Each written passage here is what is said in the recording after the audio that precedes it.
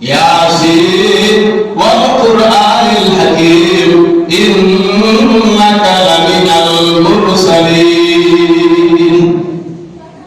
কাফির বিমান করে খাসে খাসে নবীর নামাজ হয়ে যায় না, মেরাজের ঘটনা বয়ান করলাম।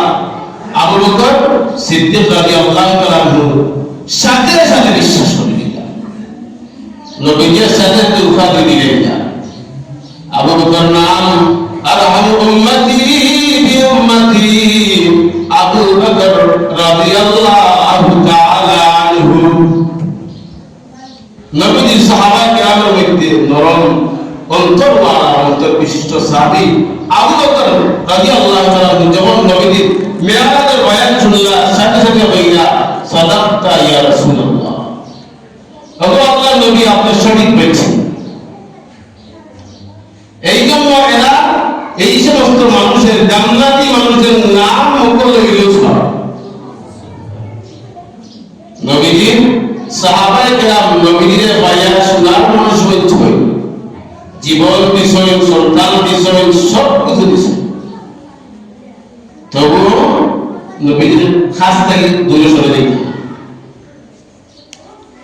মসজিদের ভিতরে সাহাবায়ে কেরামের দিনের আওয়াজ করিয়া কথা হইছে না।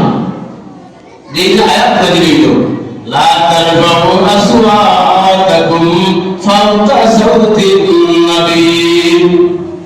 ও ইমানদারগণ, তোমরা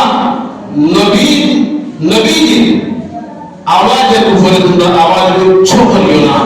শুধু বড় কণ্ঠে কথা বলার নাম উচ্চ আওয়াজ নয়, বরং নবীজির সামনে কথা বলো।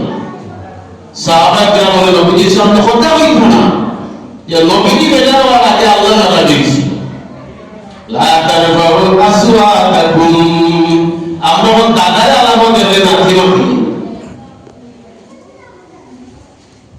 নবীজির কাছে সাহাবায়ে কেরাম বলে কথা হইত না, বল হইত না। কিসের বই? বেয়াদবি করিয়া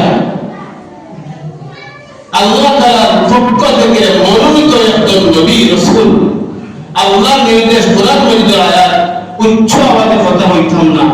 যদি আমার মাথায় কোনো বেয়াদবি উচ্চারিত বেয়াদবিমূলক শব্দ উচ্চারণ হয়ে যায়, তাহলে আমার জীবন নষ্ট হয়ে যাব।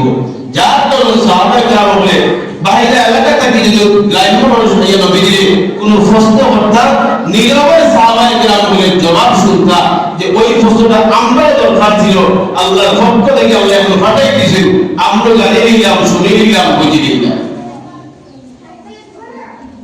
এই জন্য নবীজির সম্পূর্ণরূপে অনুসরণ করিয়া সাহাবায়ে কেরাম জান্নাতি হচ্ছেন।